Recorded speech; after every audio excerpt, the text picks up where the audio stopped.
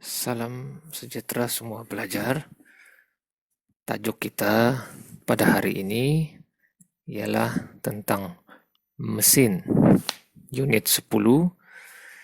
Jadi, pertama sekali kita tengok gambar raja di muka surat 169 nih. Dia menunjukkan gambar-gambar yang mewakili mesin-mesin yang ada lah. Tapi, apakah mesin-mesin ini nanti akan cikgu jawab di kelas yang seterusnya. Baik, ini cuma pengenalan saja. Jadi kita terus pergi kepada muka surat 170. Oke, antara semua mesin-mesin di gambar-gambar itu tadi, kita akan belajar salah satu daripada mesin ringkas tersebut lebih menyeluruh lah. Tajuknya ialah tuas. Oke, baik. Jadi dia mulakan dengan ini. Siva nih, dia mau buka tin cat tuh dengan menggunakan pemutar skru. Jadi dia bagi tahu kita, sebenarnya bila Siva guna pemutar skru itu untuk membuka penutup tin, sebenarnya Siva telah menggunakan sejenis mesin ringkas yang dipanggil sebagai tuas. Oke. Jadi mula-mula dia bagi tahu, tuas itu gunanya apa? Oke. Tuas digunakan untuk mengangkat atau mengumpil sesuatu objek.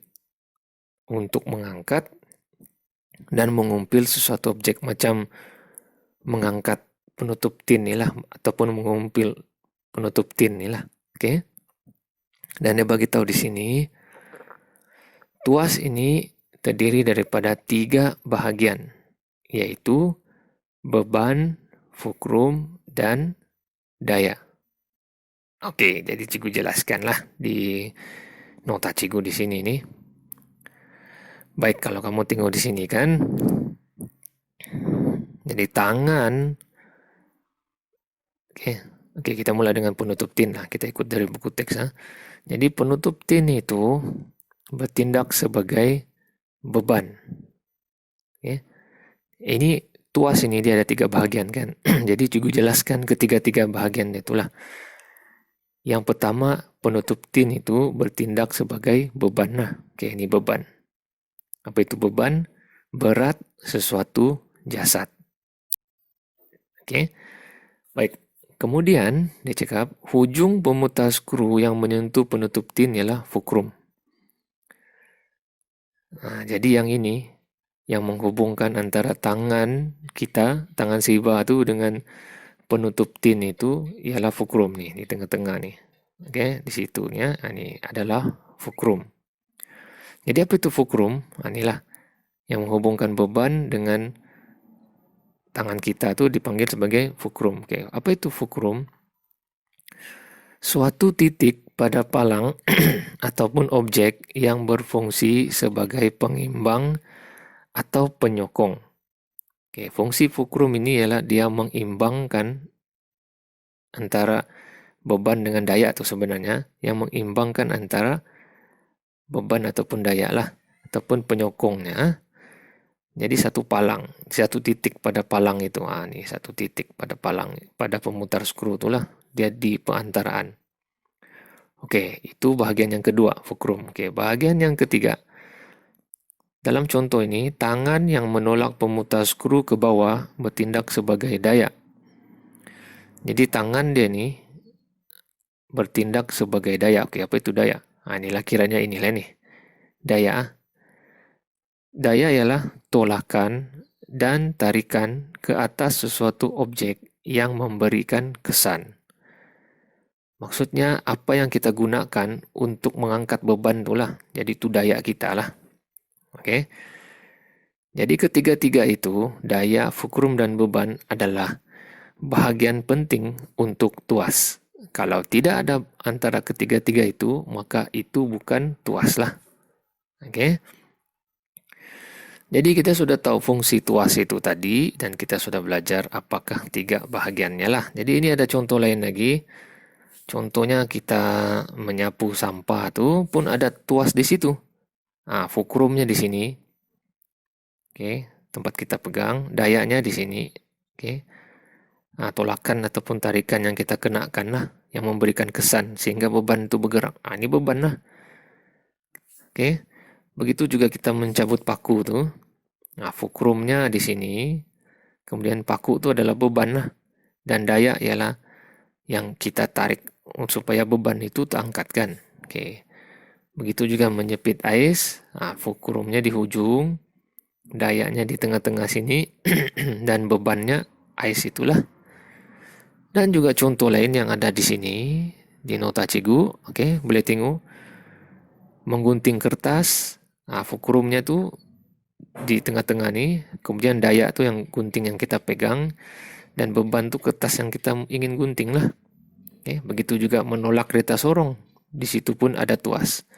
Bebannya ialah bunga-bunga nih lah, ataupun apa yang kita angkat tuh, kemudian roda tuh adalah fulcrum, dan daya itu ialah tempat kita pegang, kita angkat tuh. Begitu juga menarik joran. Kalau kamu pergi memancing kan, ada ikan, kamu dapat, kamu tarik tuh. Jadi tangan kamu tuh bertindak sebagai fulcrum. Manakala joran kamu tuh daya lah yang dia melengkung satu kan, dan ikan kamu adalah beban. Oke, ada lagi contoh di sini. Oke, gunting sudah. Oke, semua sudah. Oke. Tangan kita pun itu sebenarnya daya. Bila kita angkatkan, ini sebagai beban kita, yang ini sebagai daya kita, dan ini fulcrum lah. Oke. Ada lagi kah? Oke, tidak sudah. Ini contoh-contohnya saja. Baik. Lupa cikgu tunjuk tadi. Jadi asas kepada tuas ini ialah daya, fulcrum, dan juga beban lah. Daya tu yang kita tarik ataupun tolak untuk menghasilkan kesan kepada beban itu. Fulcrum ni penyokong sajalah ataupun pengimbang. Baik, itu tajuk tentang muka surat 170 tu tentang tuas.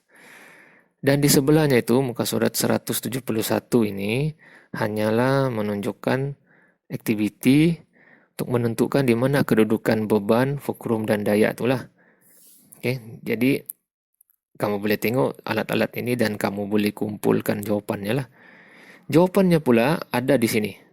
Kamu scan ya QR code nih ya. Baik, kita teruskan lagi sedikit lagi tentang tuas ini, yaitu hubung kait beban, fulcrum dan juga daya lah. Baik, tahukah kamu kedudukan fulcrum dari beban mempengaruhi daya yang diperlukan untuk mengangkat sesuatu objek? Kayak begini. Jadi dua orang ini ada batu di situ, jadi dia mau angkat.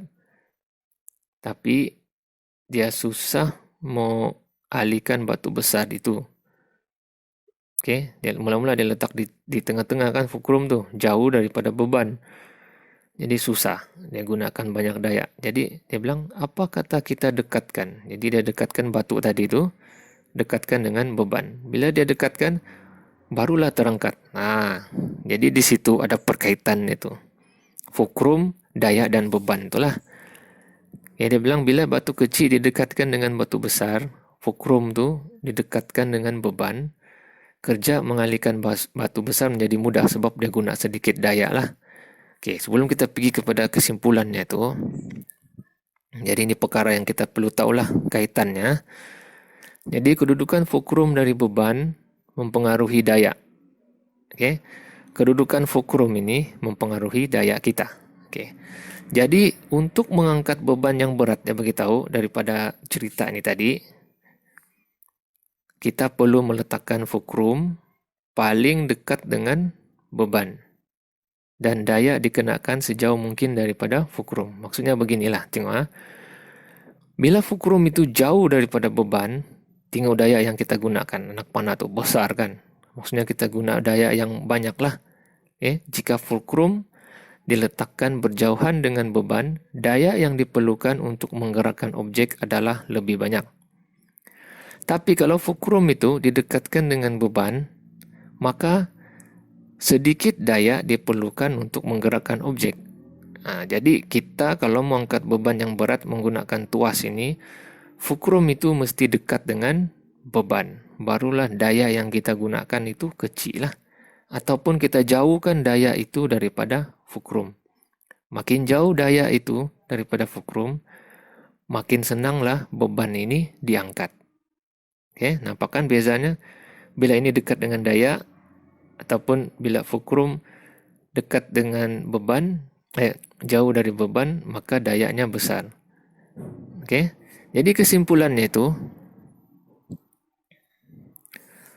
semakin dekat jarak beban dari fulcrum, semakin sedikit daya yang diperlukan untuk mengangkat beban.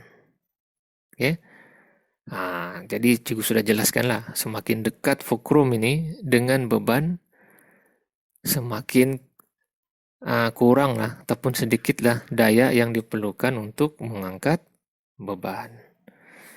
Oke, jadi yang sebelah ini pula, surat 173 ini hanyalah activity saja yang cikgu sudah jelaskan tadi di nota cikgu dan di muka surat sebelah itulah. Oke, jadi itu saja untuk hari ini. Selamat belajar.